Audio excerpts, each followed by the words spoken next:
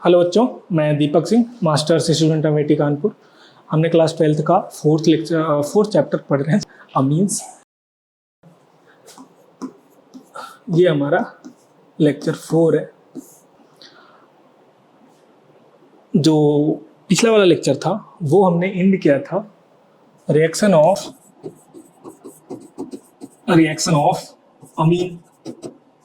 Amines with nitrous acid. यहाँ पे हमने ख़त्म किया था। क्या होता है, तो हमने आपको बताया था कि अगर RNH2 कोई अमीन है, इसका अगर आप रिएक्शन कराते हो NaNO2 के साथ HCl 0 से 5 डिग्री सेल्सियस टेम्परेचर रहना चाहिए, या कभी कभी 273 केल्विन से 278 केल्विन ऐसा भी लिखा होता है, तो उसके लिए कोई दिक्कत नहीं है। और मैंने आपको पीछे वाले लेक्चर में बताया था कि यहाँ पे NaNO2 HCl लिखा हो या इन सबको मिला के HNO2 लिखा हो, ये नाइट्रस एसिड है। तो NaNO2 HCl भी मिलके HCl ही देते हैं, सॉरी HNO2 ही देते हैं। तो इन दोनों में से कोई भी रिएजेंट दिया हो, रिएक्शन सेम ही होगा। क्या होगा, यहाँ पे जो बनेगा वो हमारा बनेगा RN2 plus Cl minus alkyl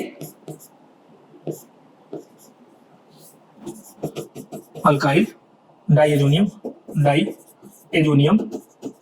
chloride. पूरा ऐसे लिखते हैं, नहीं तो डाइएजोनियम सॉल्ट भी लिख देते हैं। और मैंने आपको बताया था कि ये अल्काइल ग्रुप है, चूंकि हमने मान रखा है वहां पे अल्काइल मान रहा हूं ना, अल्काइल अमीन।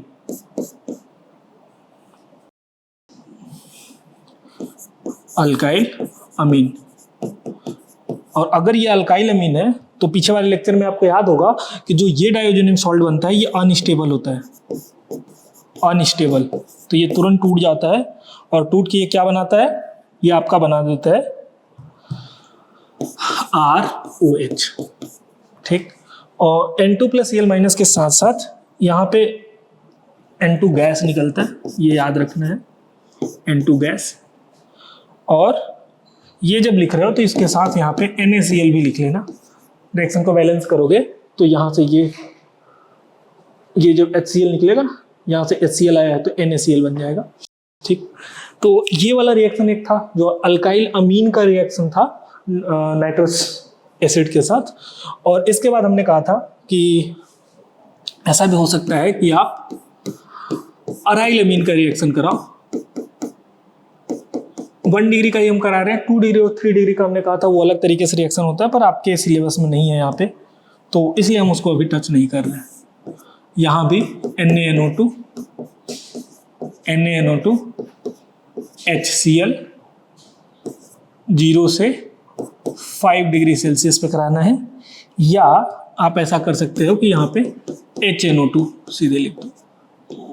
इन दोनों में से अगर कोई भी यूज करोगे तो सेम ही बनेगा, एकदम सिमिलर रिएक्शन होगा। यहाँ पे बस अल्काइल की जगह पे ये अराइल लग जाएगा, और ये बनता है N2 प्लस Cl माइनस, और इसे कहते हैं benzene diazonium chloride, benzene diazonium chloride. और ये स्टेबल होता है अच्छा खासा, बट जो टेम्परेचर रेंज दे रखा है 0 से 5 डिग्री सेल्सियस, बस उतने पर ही स्टेबल होता है, इससे ज़्यादा स्टेबल नहीं होता। ठीक है, ये बातें हमने कल ली। आज के लेक्चर के बाद जब कल का लेक्चर आएगा उसमें आई थिंक, या हो सकता है कि मैं लास्ट में फिर से इस पे आऊँ, क्योंकि इसके बहुत सारे रिएक्शन हैं। उससे पहले हमें एक टेस्ट पढ़ना है। यहाँ पे हम तो छोड़ के गए थे, ये तो आपका रिकैप वाला पार्ट था।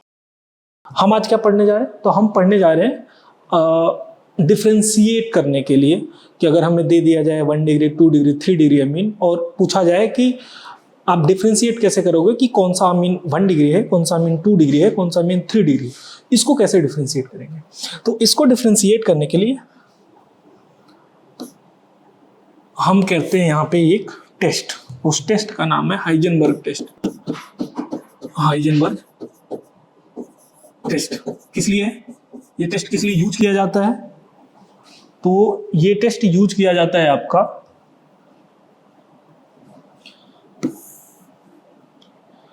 ये वाला टेस्ट हम यूज करते हैं आपके 1 डिग्री 2 डिग्री अमीन को डिस्टिंग्विश करने के लिए।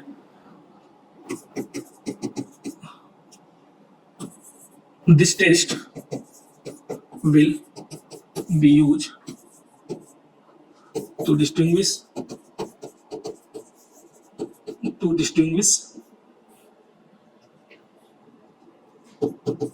this between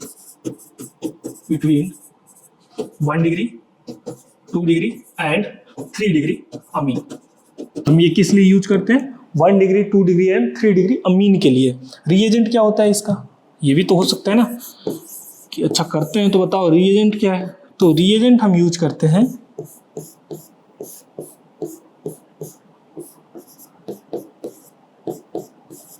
ये, ठीक, इसको बोलते हैं बेंजीन सल्फोनिल क्लोराइड। पर मैं देख लेता हूँ मैं नाम तो सही बोल रहा हूँ ना। हाँ, बेंजीन सल्फोनिल क्लोराइड इसका नाम है आपका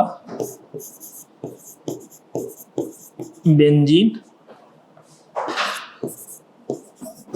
सल्फोनिल क्लोराइड।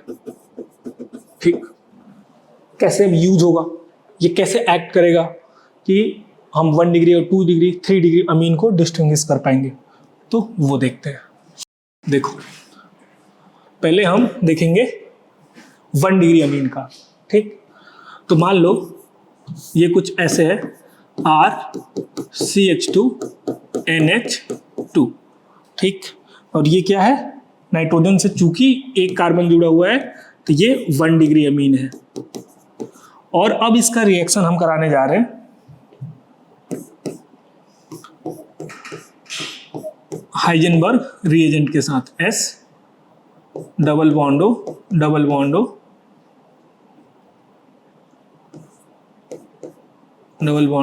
और Cl, यही था रिएजेंट। अब इस रिएजेंट के साथ हम रिएक्शन कराने जा रहे हैं। क्या होगा? तो देखो, ये नाइट्रोजन का ये लोन पेयर है ना, ये नाइट्रोजन का लोन पेयर इस पे अटैक करेगा, ये पाई बॉन्ड टूटेगा, O पे निगेटिव बनेगा, वो निगेटिव दोबारा पाई बॉन्ड को बनाएगा। क्यों? क्योंकि यहाँ पे लीविंग ग्रुप Cl प्रेजेंट है। अभी समझ में आया हम क्या करा रहे हैं? नाइट्रोजन का लोन पेयर ने अटैक किया सल्फर पे। क्यों सल्फर पे अटैक किया? क्योंकि ऑक्सीजन दोनों तरफ इलेक्ट्रोनेगेटिव है, तो थोड़ा इलेक्ट्रॉन डेंसिटी अपनी तरफ खींच लेगा, तो जो सल्फर है उस पर पार्शियल पॉजिटिव चार्ज आ जाएगा। इसके कारण इसके जो लोन पेयर है उस पर अटैक कर पाएंगे। तो पाई बॉन्ड सिंगल बॉन्ड से ज्यादा कमजोर जो होता है वो पाई बॉन्ड होता है। तो पहले पाई बॉन्ड टूटता है, O पे निगेटिव बना, चूंकि लिविंग ग्रुप प्रेजेंट है इसलिए ये दोबारा आएगा। अगर यहाँ पे कोई लिविंग ग्रुप ना होता तो यहीं पे O माइनस H+ या जो भी रहता है उसको ले लेता, तो O माइनस दोबारा आएगा और Cl माइनस को निकाल देगा। तो यहाँ पे क्या बनेगा? यहाँ पे आपका बनेगा RCH2N, इधर देखो H और 2H लगे थे ना, और नाइट्रोजन के थ्रू यहाँ पे जुड़ा S डबल बॉन्ड O और इधर बेंजीन रिंग। ठीक, नाइट्रोजन चूंकि अपना लोन पेयर दिया तो नाइट्रोजन पे पॉजिटिव चार्ज आएगा। अब इस पॉजिटिव चार्ज को न्यूट्रलाइज करने के लिए आपको पता है ये हाइड्रोजन बाहर निकल जाएगा, तो -H+, ताकि वो न्यूट्रल हो सके, और ये बना RCH2, यहाँ पे N और एक हाइड्रोजन बचा हुआ है, और इधर S डबल बॉन्ड O और इधर ये बेंजीन रिंग। ये समझ में आया? इस तरीके से रिएक्शन प्रोसीड करता है। ठीक, अब इसमें देखने वाली क्या चीजें हैं? तो देखो, 1 डिग्री अमीन में ये नाइट्रोजन पे एक बचा है, हाइड्रोजन एक अभी यहीं पे है, यही हाइड्रोजन का सारा खेल है। जब जो ये प्रोडक्ट बना इसे NaOH में घोलोगे तो ये डिजॉल्व हो जाएगा। तो पहले तो ये लिख लो, this hydrogen is acidic in nature. अच्छा, एसिडिक क्यों है? क्योंकि नाइट्रोजन पे जो निगेटिव चार्ज आएगा, हम क्या कहते हैं, जब भी एसिड बेस हमें देखना होता है तो हम H+ को निकाल देते हैं, फिर जो निगेटिव चार्ज बचता है हम देखते हैं कि वो कितना स्टेबलाइज हो रहा। तो यहाँ से अगर हाइड्रोजन निकाल दोगे, यहाँ जो निगेटिव चार्ज बनेगा वो आराम से ऐसे डिलोकलाइज होगा और ये पाई बॉन्ड टूट जाएगा। रेजोनेंस में है ना, यहाँ पे निगेटिव चार्ज, देखो जब यहाँ पे ऐसे निगेटिव चार्ज बनेगा ये हाइड्रोजन के जाने के बाद, तो ये ऐसे पाई बॉन्ड बनाएगा और ये टूट जाएगा, O पे निगेटिव आ जाएगा। इसी तरीके से ऊपर वाले के साथ भी हो सकता है। तो यहाँ पे हाइड्रोजन के निकलने के बाद जो निगेटिव चार्ज बन रहा है वो स्टेबल है, जिसके कारण ये जो हाइड्रोजन है वो एसिडिक है। अच्छा, इससे क्या होगा, तो इससे ऐसा होने वाला है कि जब आप इसमें NaOH डालोगे, NaOH, तो ये रिएक्ट कर जाएगा और रिएक्ट करके सॉल्ट बनाएगा। क्या बनाएगा, सॉल्ट, RCH2N पे निगेटिव, और वो निगेटिव दोबारा चूंकि बॉन्ड बना लेगा, तो मैं अभी यहां पे दिखा रहा हूं ऐसे डबल बॉन्ड, और ये आपका बेंजीन रिंग, ठीक है। और ये जो निगेटिव चार्ज है ये चूंकि ऐसे बॉन्ड बनाएगा और ये ऐसे हो जाएगा, O पे निगेटिव, तो ये क्या बन गया, RCH2N double bond S, O पे निगेटिव, यहां पे डबल बॉन्ड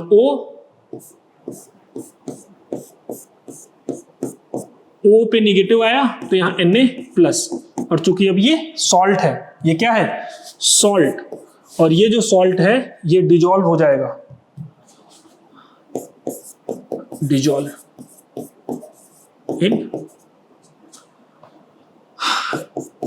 NaOH।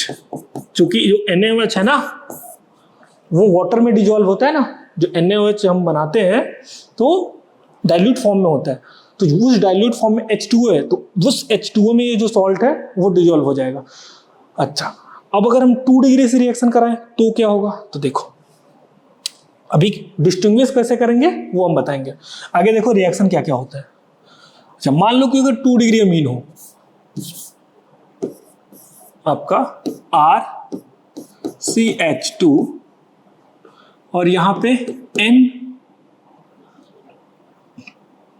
इधर भी CH2 और मैं R- लिख देता हूं, या CH3, कोई भी अल्काइल ग्रुप लेना है जो कि नाइट्रोजन पे सब्स्टिट्यूट होगा वो हमने ले लिया, और यहाँ पे हाइड्रोजन, पिछले वाले में हमने लिखा था या नहीं, हाँ ये 1 डिग्री अमीन लिखा था, तो यहाँ पे भी हम लिखेंगे ये क्या है, ये आपका 2 डिग्री अमीन है, 2 डिग्री अमीन। अब क्या होगा, इसका फिर से रिएक्शन कराओ वही हाइजेनबर्ग रिएजेंट के साथ, S डबल बॉन्ड O और यहाँ पे Cl। पता है आपको कैसे रिएक्शन होता है, ये लोन पेयर इस सल्फर पर अटैक करेगा, इसको पाई बॉन्ड को तोड़ेगा, दोबारा पाई बॉन्ड आएगा और Cl- को निकाल देगा। इस तरीके से रिएक्शन होगा। प्रोडक्ट क्या बनने वाला है, RCH2 और इधर N, एक H को हमने ऊपर से लिख दिया है, और ये CH3 और नाइट्रोजन के थ्रू जुड़ेगा, नाइट्रोजन के थ्रू सल्फर से, S डबल बॉन्ड O और इधर बेंजीन रिंग, ठीक है। नाइट्रोजन चूंकि अपना लोन पेयर दिया, नाइट्रोजन पे पॉजिटिव चार्ज, और ये पॉजिटिव जो है वो H+ के रूप में ये निकल के न्यूट्रलाइज कर देगा, तो -H+, यहां क्या बन जाएगा, RCH2N और इधर CH3, S double bond O,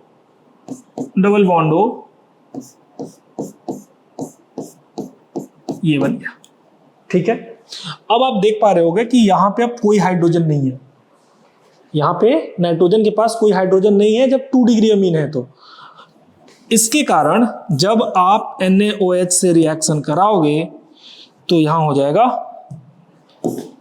no product, कोई प्रोडक्ट फॉर्म नहीं होगा, ठीक। और जब कोई प्रोडक्ट सॉल्ट फॉर्म नहीं होगा तो ये डिजॉल्व भी नहीं होगा, यानी कि रिएक्शन तो होगा यहां से यहां तक, जो हाइजेनबर्ग रिएजेंट है ये तो रिएक्ट कर गया अमीन से, बट जो NaOH के साथ रिएक्शन होना चाहिए, जो H2O ये वाला था ना एसिड बेस रिएक्शन, यहाँ पे ये जो OH माइनस था वो H प्लस लिया था, मैंने यहाँ पे H2O नहीं दिखाया तो ये लिख लेना, यहाँ पे H2O भी बनेगा। ये OH माइनस जब H प्लस लेगा तो H2O बनेगा, बाकी Na प्लस तो यहाँ पे माइनस के साथ रहेगा, इसके साथ, ठीक। अच्छा, ये वाला पार्ट 2 डिग्री अमीन में नहीं होगा। यहां पे क्यों नहीं हो रहा? क्योंकि यहां पे कोई हाइड्रोजन नहीं है। यहां पे लिख लेते हैं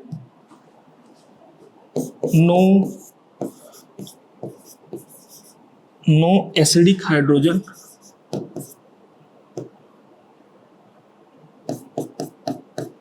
प्रेजेंट, ठीक। तो 1 डिग्री और 2 डिग्री अमीन में अभी समझ में आया आपको क्या हुआ? दोनों में हाइजेनबर्ग रिएजेंट से रिएक्शन हो रहा, बट वो NaOH से रिएक्शन 1 डिग्री में हो रहा पर 2 डिग्री में नहीं हो रहा।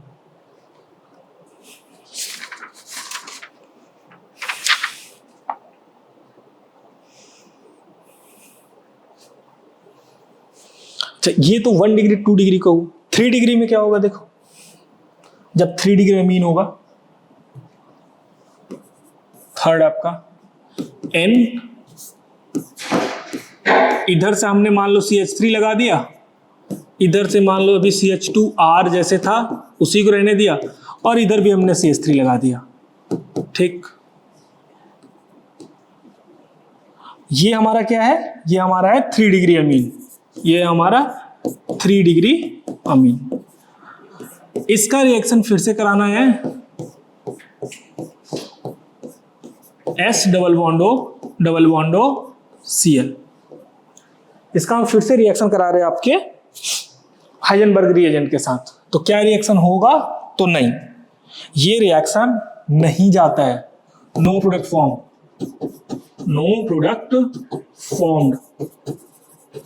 अभी समझ में आया?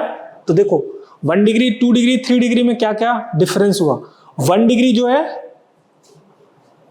जो 1 डिग्री अमीन है वो हाइजेनबर्ग रिएजेंट के साथ रिएक्ट करता है, NaOH में डिसॉल्व हो जाता है। क्यों? क्योंकि NaOH के साथ सॉल्ट फॉर्म करता है, जो कि NaOH में जो वाटर प्रेजेंट है उसमें डिसॉल्व हो जाता है, तो हम कहते हैं NaOH में डिसॉल्व हो गया जब 1 डिग्री अमीन है।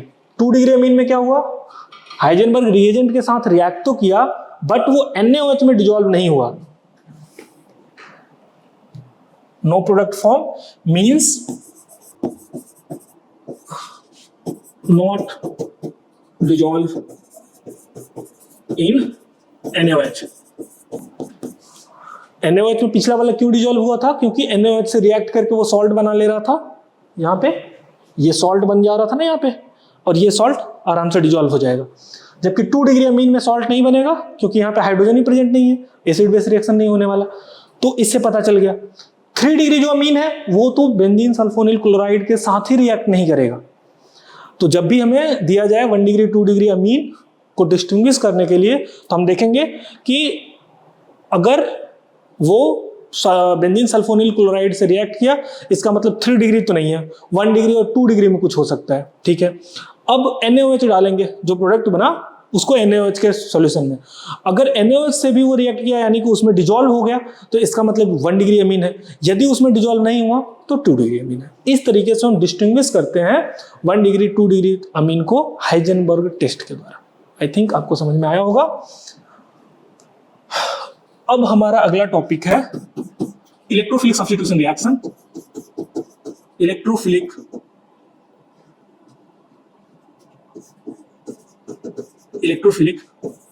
substitution reaction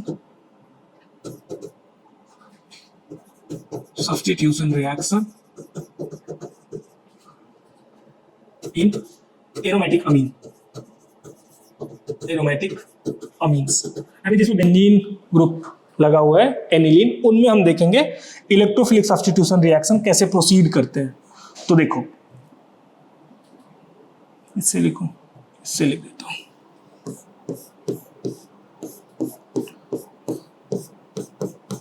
ये हमारा है एनिलीन। ये क्या है? एनिलीन। इसमें हमें इलेक्ट्रोफिलिक सब्स्टिट्यूशन रिएक्शन कराने हैं, हमें देखने हैं कि कोई इलेक्ट्रोफाइल आएगा तो ऑर्थो मेटा पैरा में से कहां पे लगने वाला है। तो उससे पहले हम देखेंगे, जैसे एकदम फिनॉल था ना, एकदम उसी तरीके से कि कहां कहां पे कौन सा चार्ज बन रहा। ये नाइट्रोजन लोन पेयर अपना लेके आएगा तो ये pi बॉन्ड टूट के इस कार्बन पे चला आएगा, तो क्या बनेगा, इसके सारे रेजोनेटिंग स्ट्रक्चर पहले बनाएंगे।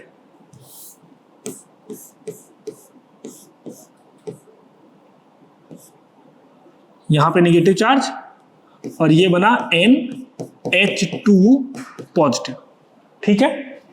इसके बाद ये जो नेगेटिव चार्ज है वो ऐसे पाई बॉन्ड बनाया और ये पाई बॉन्ड टूट के इस वाले कार्बन सेंटर पे चला आया, दिख रहा है ना।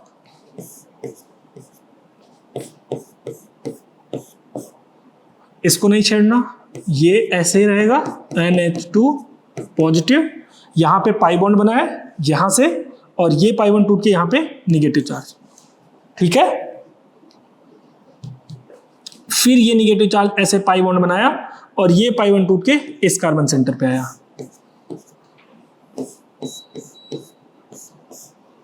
ठीक है। NH2 पॉजिटिव और इस कार्बन सेंटर पे नेगेटिव चार्ज।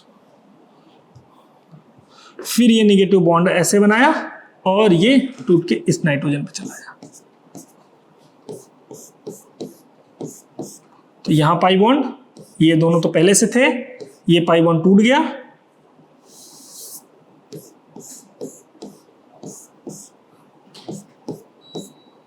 और ये आया NH2, ठीक।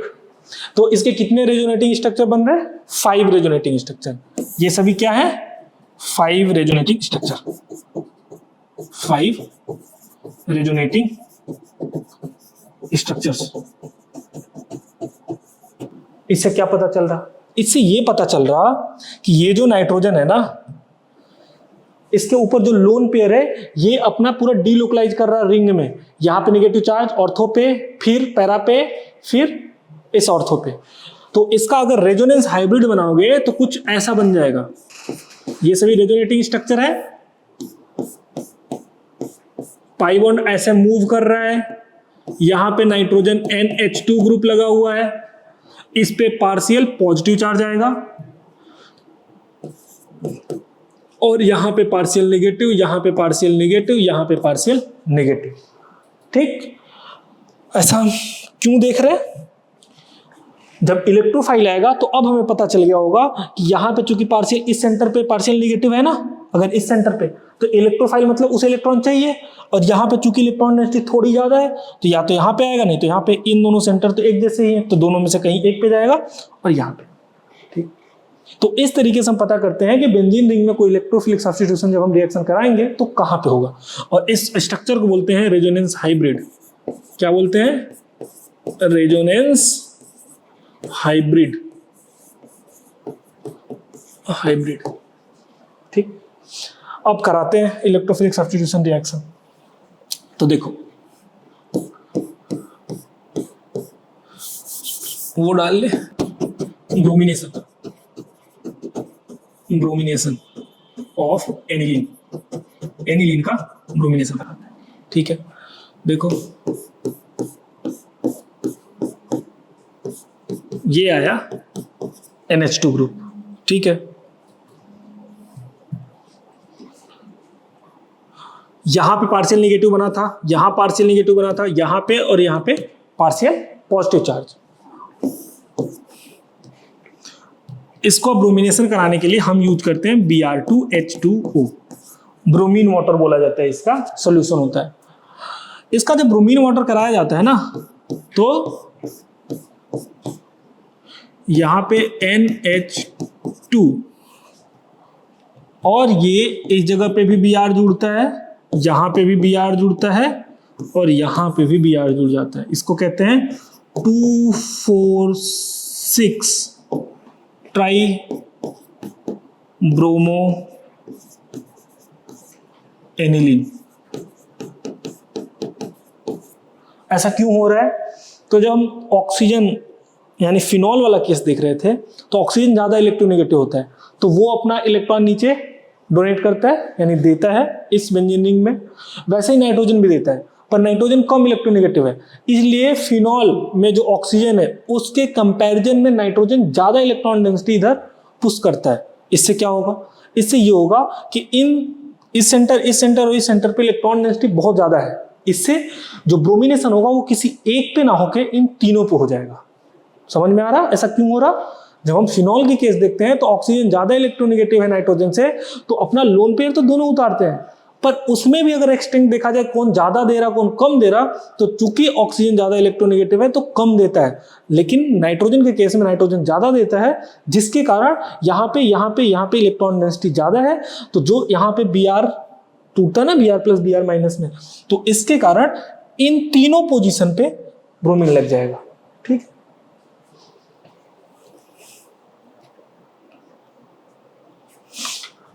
इसका जब इसके साथ 3HBr भी लिख लेंगे बैलेंस करने के लिए, यहां से Br2 निकालोगे ना, 3 मोल Br2 लोगे तो 3 दूनी 6 मिलेंगे, 3 इधर 3 उधर जाएंगे, क्योंकि 3 हाइड्रोजन यहाँ से निकलेंगे ना, यहाँ से, तो 3HBr बनेगा। और नॉमेनक्लेचर करते समय ये याद रखना है कि पहले वाले को बड़े से लिखते हैं, ट्राइब्रोमो एनिलीन। तो ये हमारा होता है इलेक्ट्रोफिलिक सब्स्टिट्यूशन रिएक्शन। कैसे होता है अगर मान लो वो देखना हो तो वो ऐसे होता है कि ये लोन पेयर नीचे उतरता है, ये पाई बॉन्ड इस पे अटैक करता है। इसका पूरा डिटेल में मैकेनिज्म मैं आपको किसी भी इलेक्ट्रोफिलिक सब्स्टिट्यूशन रिएक्शन का हेलो एल्केन्स हेलो अरीन्स वाला जो पार्ट था उसमें बता रखा है। तो यहाँ पे मैं पूरा मैकेनिज्म डिस्कस नहीं कर सकता क्योंकि बहुत ज़्यादा टाइम लगेगा। आपको अगर रेफर करना है कि कोई भी इलेक्ट्रोफिलिक सब्स्टिट्यूशन रिएक्शन कैसे होता है तो वहाँ पे आप देख सकते हो हेलो एल्केन्स हेलो अरीन्स वाले चैप्टर में, अगर आपने नोट्स बनाया होगा तो आपके पास वहाँ पे होगा। सिंपली ये लोन पेयर ऐसे नीचे उतरेगा, ये पाई बॉन्ड जाके अटैक करता है, और फिर खा लेता हूँ जल्दी से जितना देर बता रहा हूँ मैं। देखो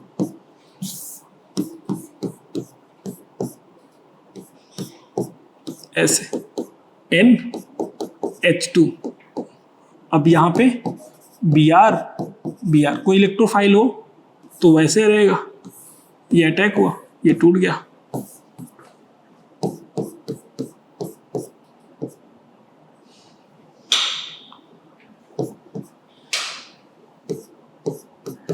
NH2 पॉजिटिव और यहाँ पे Br लग गया।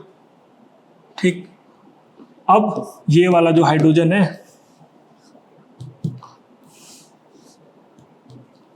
ये ऐसे मूव करेगा और इसको तोड़ देगा, तो ये बन गया फिर से वही आपका यहाँ पे ये Br और ये NH2। ठीक, ये तो ऑर्थो वाला हुआ। पैरा वाला कैसे बनेगा वो भी देख लो अच्छा आप जल्दी से।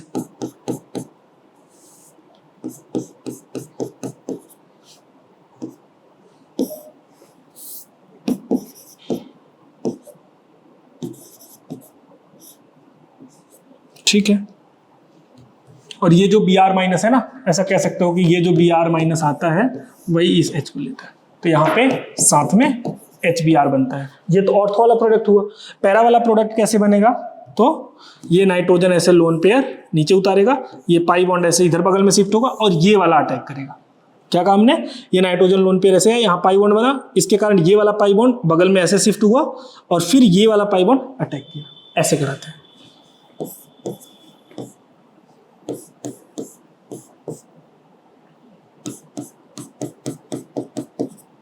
इस पे नाइट्रोजन पे पॉजिटिव चार्ज, और चूंकि ये वाला पाई बॉन्ड इधर शिफ्ट हुआ है तो यहाँ पे भी पाई बॉन्ड, और ये पाई बॉन्ड पहले से था, अब चूंकि यहाँ निगेटिव आएगा वही निगेटिव अटैक करता है, तो यहाँ पे ब्रोमीन।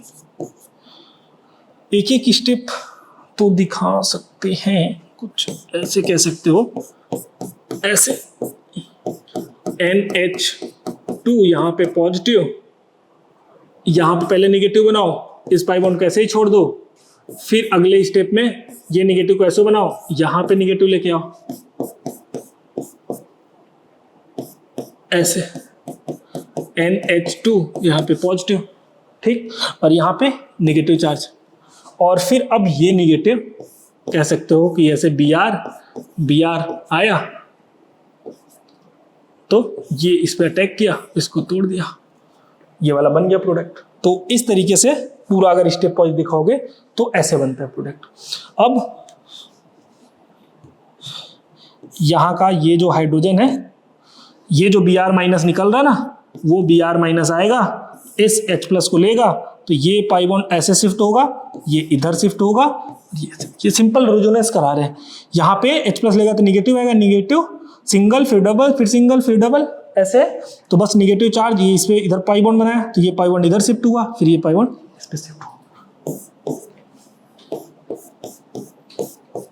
तो देखो यहाँ पे पाई बॉन्ड बना, यहाँ पे, और ये यहाँ जो CN के बीच का पाई बॉन्ड था वो तो टूट चुका है, तो यहाँ बन गया NH2।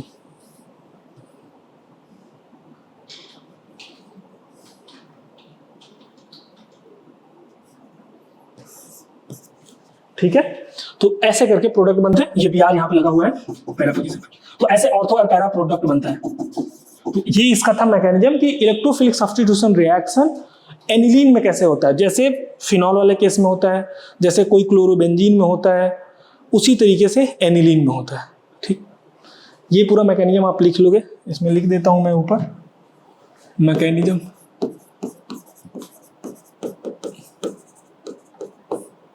ठीक,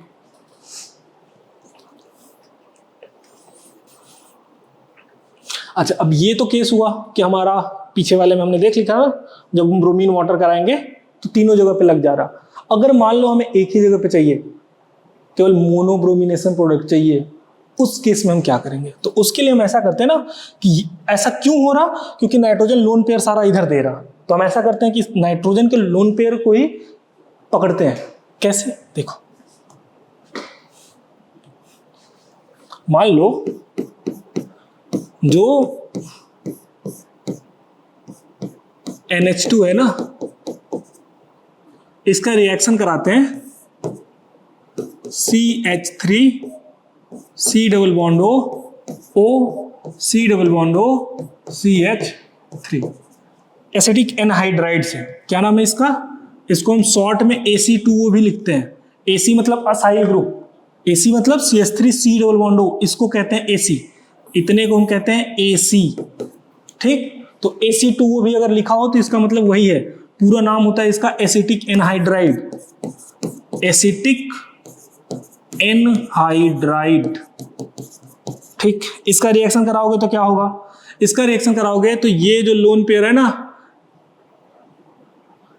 ये लोन पेयर इस पे अटैक करेगा, ये पाई बॉन्ड ऐसे टूटेगा, O निगेटिव बनेगा, फिर दोबारा आएगा और इसको तोड़ देगा। क्या किया हमने कहा कि लोन पेयर ऐसे कार्बोनिल सेंटर पे अटैक किया। क्यों कार्बोनिल? फिर कह रहा हूं ऑक्सीजन ज्यादा इलेक्ट्रोनेगेटिव कार्बन से, तो इलेक्ट्रॉन डेंसिटी अपनी तरफ पुल कर लेगा, तो इस पे पार्शियल पॉजिटिव चार्ज आ जाएगा। इसके कारण ये लोन पेयर यहां पे अटैक करेगा, O निगेटिव बनेगा, और ये O निगेटिव दोबारा आएगा नीचे की तरफ और इसको तोड़ देगा, तो ये CH3COO माइनस बाहर निकल गया। अच्छा, ऐसा क्यों हुआ? क्योंकि ये जो निगेटिव है इसके साथ रेजोनेंस में है, तो अच्छा खासा स्टेबल है, तो ये लिविंग ग्रुप की तरह से बाहर चला जाएगा। तो यहां पे क्या बन गया? NH, एक H को मैं बाहर ऐसे करके लिख रहा हूं, और फिर यहां पे C double bond O CH3, पता नहीं ऊपर कट ना जाए यार, इधर लिख लेते हैं C double bond O CH3, और प्लस में इधर ये बना है आपका CH3 C double bond O CH3 C double bond OH। O minus बनेगा, वो जो O माइनस बनेगा वो सॉल्वेंट से H ले लेगा, तो OH। अच्छा, ये नाइट्रोजन पे पॉजिटिव चार्ज, चूंकि नाइट्रोजन 4 बॉन्ड बना रखा है, 1 2 3 और एक हाइड्रोजन और था। हाइड्रोजन को मैंने बाहर करके इसीलिए लिखा था यहाँ पे, ताकि मैं दिखा पाऊँ कि ये अगले स्टेप में -H+ हो जाएगा, और ये कुछ ऐसे बन जाएगा NH, फिर C double bond O CH3। ये समझ में आ रहा? अब इससे देखो क्या हुआ फायदा हमें। इससे हमें फायदा ये हो रहा है कि ये जो लोन पेयर है ना, ये इधर भी रेजोनेंस कर रहा और ये इधर भी रेजोनेंस कर रहा, देखो लोन पेयर सिंगल फिर pi bond, lone pair single bond फिर यहाँ pi bond, lone pair single bond फिर पाई बॉन्ड। तो जो लोन पेयर केवल इस तरह रेजोनेंस कर रहा था और केवल बेंजीन रिंग में इलेक्ट्रॉन डेंसिटी दे रहा था, अभी लोन पेयर उधर भी जाने लगा। समझ में आ रहा? यहां से जब इधर आएगा तो कार्बन पे नेगेटिव बनेगा, जबकि उधर जाएगा तो ऑक्सीजन पे नेगेटिव बनेगा।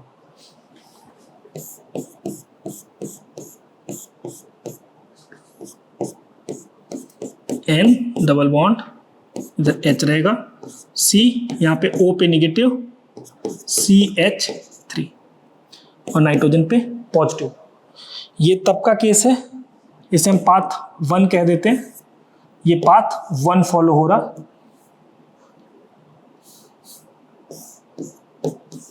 ठीक है। मान लो कि इसको पाथ 2 बोल देते हैं, तो पाथ 2 फॉलो होगा तो ये नीचे आएगा और ये टूट के इस पे आएगा। ये पाई बॉन्ड ऐसे ही रहेंगे, यहां पे नेगेटिव चार्ज बनेगा, यहां पे NH, और इधर वाला जैसे था वैसे ही रहेगा। इधर वाले में हम कुछ नहीं कर रहे, हम इधर अगर कुछ नहीं करेंगे तो ये लोन पेयर नीचे आएगा, डबल बॉन्ड इधर बना और ये पाई बॉन्ड टूट के इस पे नेगेटिव बना। अभी समझ में आ रहा? तो ये लोन पेयर दोनों तरफ कॉन्जुगेशन में जाने लगा, पाई बॉन्ड बनाने लगा, रेजोनेंस में जाने लगा। तो जो पूरा इधर आ रहा था अब उधर भी डिवाइड हो गया, जिसके कारण अब इस जो बेंजीन रिंग है इसकी न्यूक्लियोफिलिसिटी कम हो गई, यानी इलेक्ट्रॉन डेंसिटी इस रिंग पे कम हो गया। इस रिंग पे जब इलेक्ट्रॉन डेंसिटी ज्यादा था, जिसके कारण जो ब्रोमीन इलेक्ट्रोफाइल के तरीके से आ रहा था वो दोनों ऑर्थो एंड पैरा तीनों जगह पे जा रहा था। अब अगर इसका आप रिएक्शन कराओगे, इसका अब आप ब्रोमीन वाटर कराओगे, ब्रोमीन वाटर, तो केवल एक प्रोडक्ट मिलेगा, केवल एक प्रोडक्ट NH2। अब इसका ब्रोमीन वाटर कराओ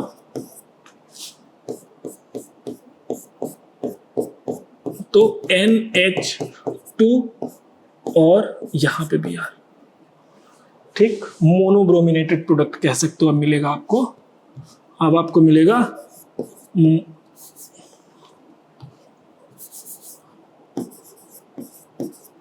मोनो ब्रोमिनेटेड प्रोडक्ट। हमको यही चाहिए था, क्योंकि हमें ट्राई ब्रोमिनेटेड 2, 4, 6 3 जगह पे ब्रोमो लग रहा था, हमें केवल अब एक जगह ब्रोमीन मिलेगा। ऐसा क्यों हुआ? इसके कारण ये वाला जो ऐसे लगा था उसको ऐसे ही रहने देना है, C double bond O CH3, ठीक। ये फायदा हुआ हमें यहाँ पे ये असाइल ग्रुप लगाने से, COCH3 लगाने से। और इसका यदि आप हाइड्रोलिसिस कर देते हो, इसका हाइड्रोलिसिस H3O पॉजिटिव, तो ये वाला पार्ट बाहर चला जाएगा और यहां पे आपका बन जाएगा NH2 और ये आपका ब्रोमीन। यहाँ पे हाइड्रोलिसिस के लिए एसिडिक मीडियम या बेसिक मीडियम यूज करो, OH-, ठीक है। इसको मैं फिर से यहाँ पे देखो लिख रहा हूँ, हमने क्या कराया है, तो हमने ये कराया है कि एनिलीन का सबसे पहले हमने असाइलेशन कराया। असाइलेशन के लिए हमने क्या यूज किया, तो हमने यूज किया acetic anhydride CH3COO C double bond O CH3। इसको हमने कहते हैं, यहाँ पे जो आपके बुक में ऐसे भी लिखा रहता है CH3CO का होल ट्वाइस फिर ऐसे, तो CH3CO मतलब ये और फिर, ठीक, ऐसे, या AC2O लिखा हो, इन सब एक ही है, ठीक। तो इससे क्या हुआ, इससे पहले हमारा जो प्रोडक्ट बना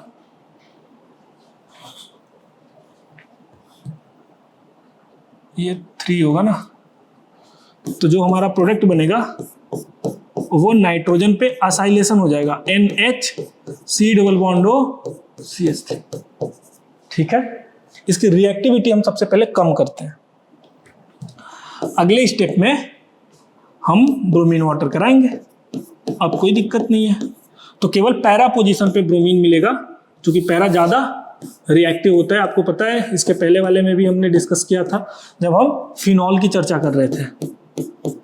NH C double bond O CH और यहाँ पे मिला हमें ब्रोमीन, मोनोब्रोमिनेटेड प्रोडक्ट, मोनोब्रोमिनेटेड प्रोडक्ट। और अगले स्टेप में इनका हाइड्रोलिसिस करोगे H3O पॉजिटिव, या क्या होगा, आपको मिलेगा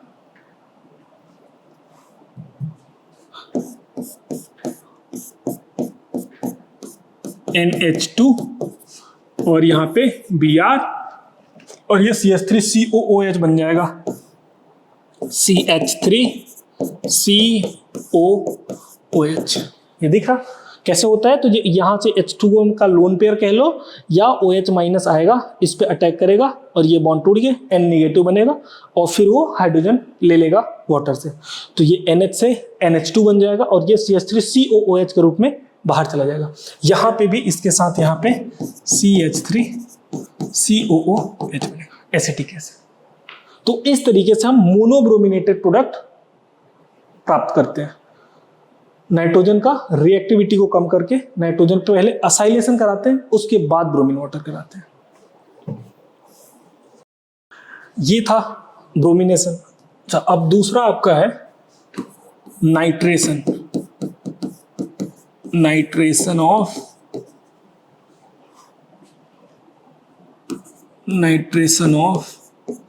एनिलीन। तो जिस तरीके से आपका ब्रोमिनेशन हुआ था जो हम करा रहे थे एनिलीन का, तो एनिलीन का ब्रोमिनेशन में जो Br था, 2 Br ऐसे बॉन्ड में बने हुए थे सिंगल बॉन्ड से, तो जब अटैक हो रहा था तो Br माइनस के रूप में जब वो बाहर जा रहा था तो इवेंचुअली वो Br प्लस के तरीके से बिहेव कर रहा था। ठीक, यहाँ पे भी क्या होगा, यहाँ पे हमने लिया NH2। अब आपको पता है नाइट्रेशन के लिए रिएजेंट क्या यूज करते हैं, इसके पहले भी जब हम करा रहे थे तो आपको बताया है फिनॉल या जो भी इसके पहले का एल्डिहाइड जितने चैप्टर हुए सब में नाइट्रेशन के लिए हम यूज करते हैं H2SO4 के साथ HNO3, और ये इनको यूज करते हैं कंसंट्रेटेड फॉर्म में। HNO3 और H2SO4 ये दोनों मिलके हमें क्या देते हैं, तो ये दोनों मिलके हमें देते हैं, ये दूसरे इससे दिखा देता हूं, ये दोनों मिलके हमें क्या देते हैं, NO2 प्लस देते हैं, और ये क्या है, एक इलेक्ट्रोफाइल। HNO3 H2SO4 ये दोनों मिलके हमें NO2 प्लस देते हैं, जो कि नाइट्रेशन के लिए इलेक्ट्रोफाइल की तरीके से काम करता है। कहां कहां पे लगेगा, तो देखो NH2 तो जैसे है वैसे रहेगा, इसके ortho position and para position पे आपका जैसे Br ब्रोमीन लग रहा था तो यहाँ पे ऑर्थो पोजीशन पे लगेगा NO2 एंड पैरा पोजीशन पे NO2, यहाँ पे लगना चाहिए, सॉरी अलग अलग बनेगा, एक ऑर्थो प्रोडक्ट एंड एक पैरा प्रोडक्ट। ये हमारा एक्सपेक्टेशन था कि एक हमें ऑर्थो प्रोडक्ट मिलेगा और एक हमें पैरा प्रोडक्ट, और चूंकि हम पहले से ही देखते आ रहे हैं कि जो पैरा प्रोडक्ट होता है वो मेजर होता है, ऑर्थो प्रोडक्ट जो होता है वो माइनर प्रोडक्ट होता है, ये हम देखते आ रहे हैं। तो हमारा एक्सपेक्टेशन ऐसा था कि जब हम नाइट्रेशन कराएंगे NH2 ग्रुप एनिलीन का तो हमें ऑर्थो एंड पैरा प्रोडक्ट मिलेगा, बट एक्सपेरिमेंटली हमें तीसरा प्रोडक्ट मेटा प्रोडक्ट भी मिलता है, हमें तीसरा प्रोडक्ट भी मिलता है मेटा प्रोडक्ट NH2 और यहाँ पे NO2 मेटा प्रोडक्ट। कितना है, तो ये हमें देखो, ये हमें मिलता है 51%, ये हमें मिलता है 47%, ऑर्थो से भी ज़्यादा, और ये अप्रोक्सीमेटली मिलता है 2% के आसपास। अब मेटा प्रोडक्ट क्यों बनने लगा, क्योंकि हम जब इलेक्ट्रोफिलिक सेंटर देख रहे, इलेक्ट्रोफिलिसिटी देख रहे थे और नाइट्रोजन का लोन पेयर नीचे इस रिंग में रेजोनेंस करा के, तो हमें पता चल रहा था कि दोनों ऑर्थो एंड पैरा पे केवल इलेक्ट्रॉन डेंसिटी है, डेल्टा निगेटिव बन रहा। तो इलेक्ट्रोफाइल जो NO2 प्लस आ रहा उसको ऑर्थो एंड पैरा पे जाना चाहिए। फिर वो मेटा वाला प्रोडक्ट 47% कैसे मिल रहा, उसका क्या एक्सप्लेनेशन है? तो देखो यहां पे हम डाल देते हैं y। ठीक, अब आपसे अगर पूछा जाए y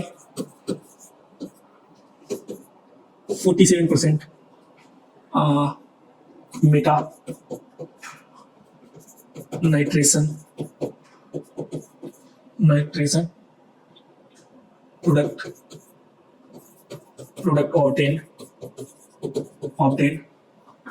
from nitration of amine. क्या मतलब है इसका? तो इस क्वेश्चन का मतलब ये है कि जब हम नाइट्रेशन करा रहे थे, अमीन नहीं, यहाँ एनिलीन है, हम एनिलीन ले रहे हैं ना स्पेसिफिक, तो एनिलीन का जब हम नाइट्रेशन करा रहे हैं तो हमें मेटा प्रोडक्ट 47% क्यों मिल रहा, उसका क्या रीजन है? तो देखो यहाँ पे क्या होता है, ये बहुत इंपॉर्टेंट क्वेश्चन है, कई जगह पे पूछा जाता है। ये देखो एनिलीन है NH2, इन दोनों सेंटर पे डेल्टा नेगेटिव बनता है, वो हम पीछे बता चुके हैं। करता ये है कि जब इसका H2SO4 और HNO3 कंसंट्रेटेड फॉर्म में, ये जब आप यूज करते हो तो H2SO4 का ये जो नाइट्रोजन का लोन पेयर है ना, ये H+ ले लेता है। ये नाइट्रोजन का लोन पेयर कंसंट्रेटेड H2SO4 से H+ लेता है और ये बनाता है, ये क्या देगा H+, तो ये ले लेगा H2SO4 से और यहां बनाएगा NH3 पॉजिटिव। NH2 अपना लोन पेयर दिया तो पॉजिटिव चार्ज आएगा नाइट्रोजन पे, और 2 थे 3 हो गए, और इसका नाम है एनिलीनियम आयन। ठीक, अगर ये अब ये एनिलीनियम आयन तो बन गया। यहां पे ये ध्यान देने वाली चीज है कि दिस ग्रुप, हम इसकी बात कर रहे हैं, this group will act as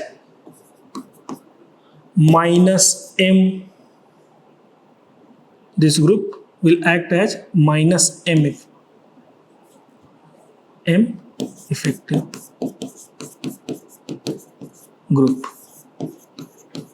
मतलब ये जो ग्रुप है ना, ये -m इफेक्ट की तरीके से काम करेगा।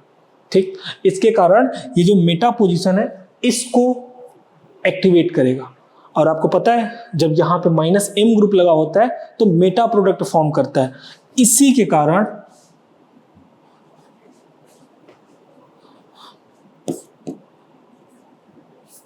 Formation of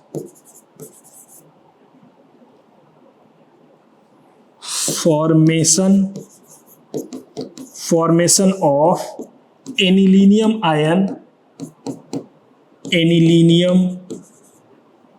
ion is the responsible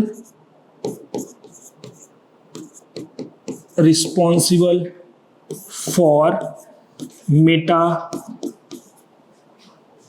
nitration product.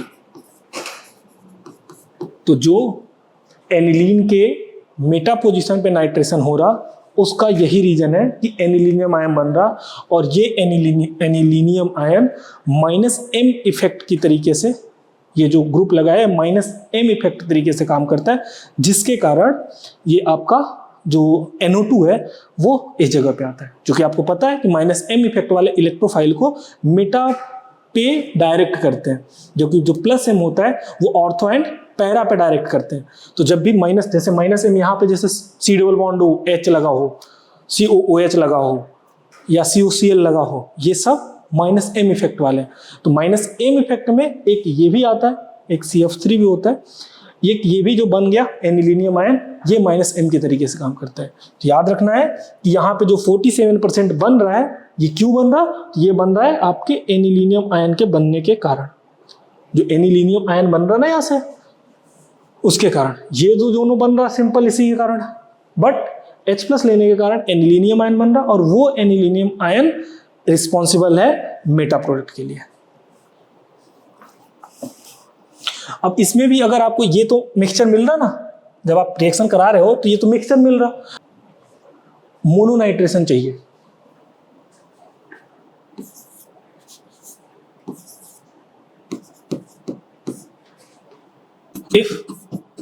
if we want mononitration product as measure, उसमें क्या करना है? तो देखो, हम ऐसा करेंगे, इसकी रिएक्टिविटी को फिर से कम करेंगे। ये जो NH2 है ना, इसकी रिएक्टिविटी को फिर से कम करेंगे। कैसे करेंगे? तो फिर से इसका एसिटिक एनहाइड्राइड के साथ रिएक्शन कराएंगे। एसिटिक एनहाइड्राइड, इसके अलावा CH3COCl का भी यूज किया जा सकता है, याद रखना।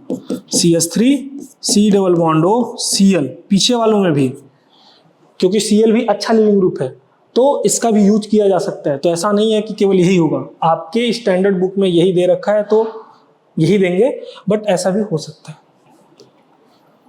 ठीक, इसका जब रिएक्शन कराओगे तो फिर से, ये तो पीछे वाले में बता चुका हूं कि यहाँ पे NH C double bond O CH3 यही बनता है। ये तो पीछे वाला रिएक्शन ही है।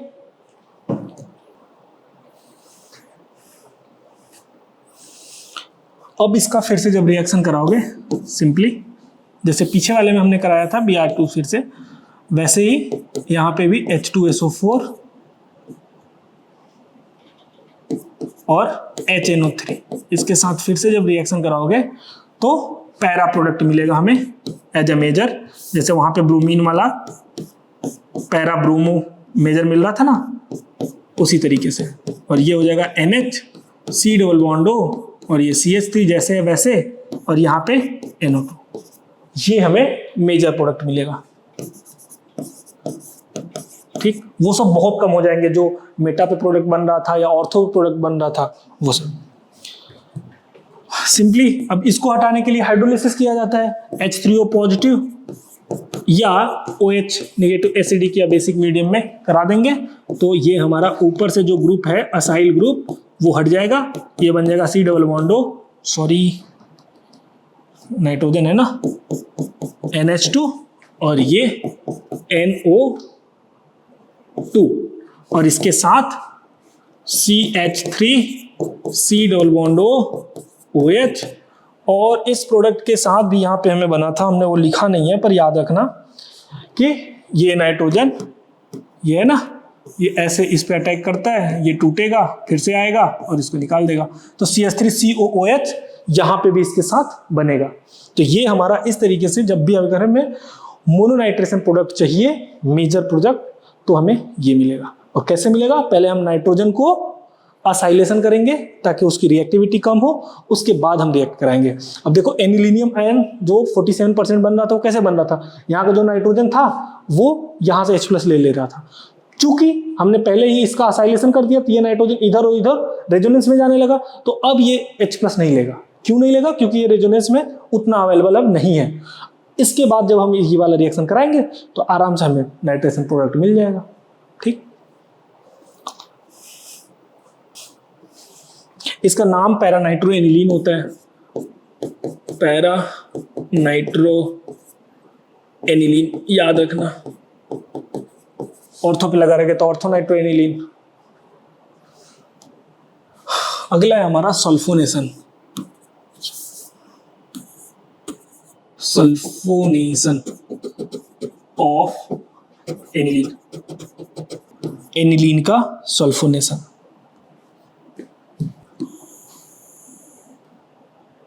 ठीक है, कैसे कराते हैं सल्फोनेशन?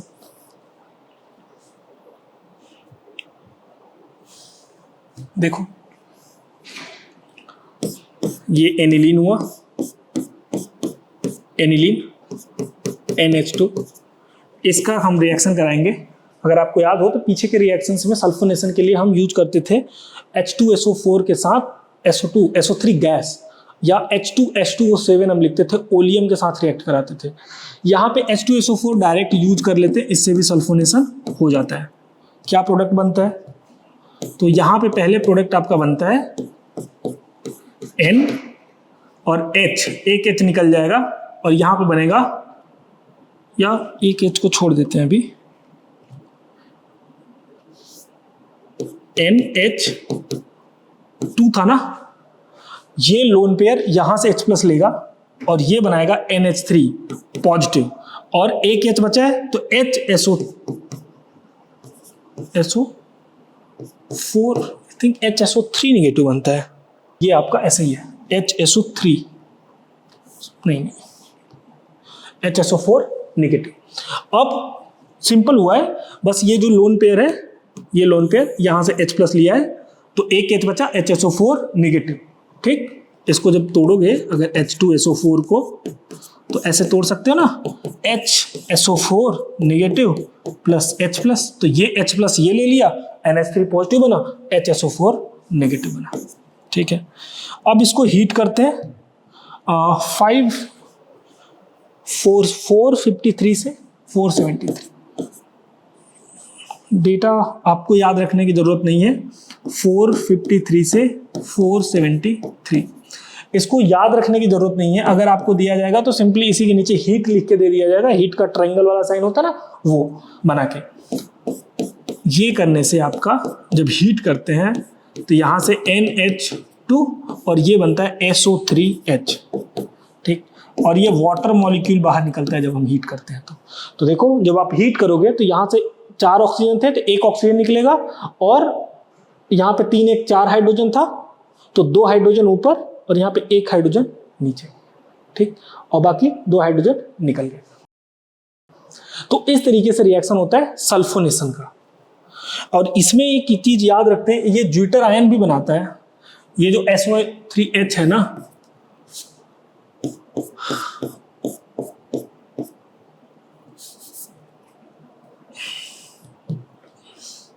ये कुछ ऐसे दिखता है, NH3 पॉजिटिव SO3 नेगेटिव, और इसको कहते हैं ज्विटर आयन। क्या बोलते हैं इसको? इसको कहते हैं ज्विटर आयन। तो ऐसे, क्योंकि सल्फर से जो ऑक्सीजन बॉन्ड होता है और उससे जो हाइड्रोजन लगा होता है वो एसिडिक होता है। जैसे H2SO4 का अगर आपको स्ट्रक्चर पता हो तो ऐसे होता है, H double bond OH OH। ठीक, H2SO4। अब ये वाला जो बॉन्ड है वो पाई बॉन्ड के कारण यहाँ पे जो सल्फर है वो बहुत ज्यादा इलेक्ट्रोफिलिक है, तो H के निकलने के बाद ये जो निगेटिव बनेगा ये बढ़िया से इधर रेजोनेंस कर सकता है। तो इसके कारण ये पूरा एसिडिक नेचर का है, और इस एसिडिक नेचर होने के कारण H2SO4 से H+ निकलता है।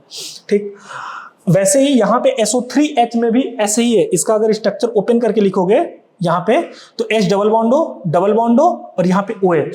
समझ में आ रहा? S इधर डबल बॉन्ड हो, इधर डबल बॉन्ड हो, इधर OH। तो वो जो OH है वहां से H निकलेगा और ये SO3 नेगेटिव बन जाएगा, और यहाँ से ये जो NH2 था वो H+ लेके NH3 पॉजिटिव बन जाएगा, और इसको कहते हैं ज्विटर आयन। तो ये इस फॉर्म में एग्जिस्ट करता है, यानी एक दूसरे से इक्विलिब्रियम में रहते हैं।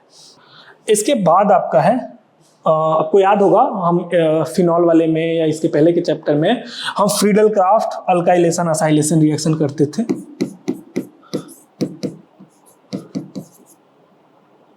फ्रीडल क्राफ्ट अल्काइलेशन और असाइलेशन रिएक्शन।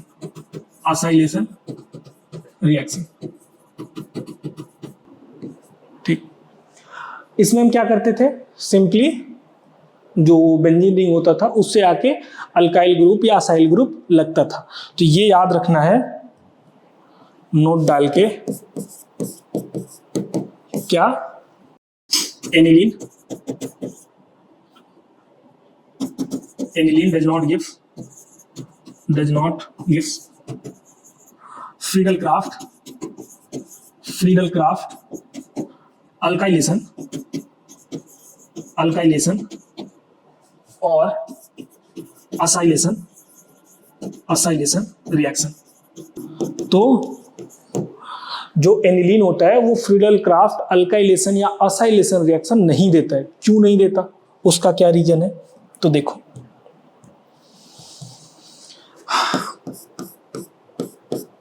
मैं यहां लिख दे रहा हूं रीजन क्या होता है जिसके कारण नहीं देता। तो ये जो NH2 है ना, जब फ्रीडल-क्राफ्ट रिएक्शन कराते हो तो एज ए रिएजेंट आप लेते हो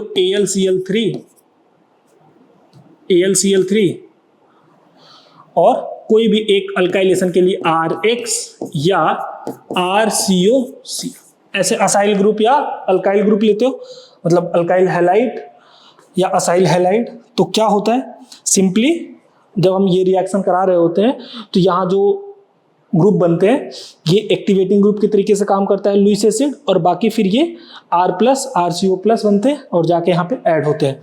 यहाँ पे क्या होता है, तो यहाँ पे ये जो लोन पेयर है ना, ये लोन पेयर AlCl3 को कोऑर्डिनेट कर देता है, ऐसे कुछ।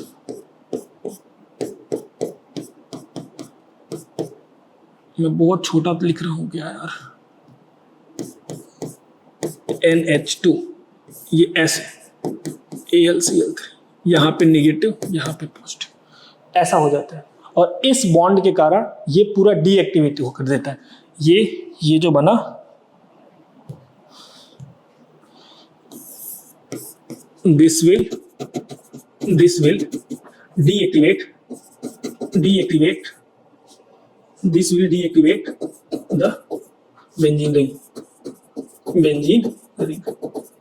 ठीक, तो ये जो बना ना NH2 पॉजिटिव और इधर से, ये पूरा इस बेंजीन रिंग को डीएक्टिवेट कर देता है, जिसके कारण अब कोई भी इलेक्ट्रोफाइल आके इस पे ऐड नहीं हो पाता। ठीक, तो अगर कोई पूछे कि फ्रीडल-क्राफ्ट रिएक्शन में फ्रीडल-क्राफ्ट रिएक्शन जो एनिलीन का है वो क्यों नहीं जाता या क्यों नहीं होता है, तो उसका यही रीजन होता है कि AlCl3 जो हम यूज करते हैं फ्रीडल-क्राफ्ट रिएक्शन के लिए, वो इसी के साथ नाइट्रोजन के साथ बाइंड हो जाता है, और जिसके कारण ये पूरा जो बेंजीन ग्रुप है वो डीएक्टिवेट हो जाता है। अब यही डीएक्टिवेट हो गया तो कोई भी इलेक्ट्रोफाइल आके ऐड नहीं हो पाता। तो ये था आज का हमारा लेक्चर। कैसा लगा आप लोग बताना। अगर कोई परेशानी होता है तो आप कमेंट सेक्शन में पूछ सकते हैं, जब हम देखेंगे तो फिर आपको रिप्लाई कर दिया जाएगा। ये लेक्चर यहीं पे कंक्लूड करें। Thank you.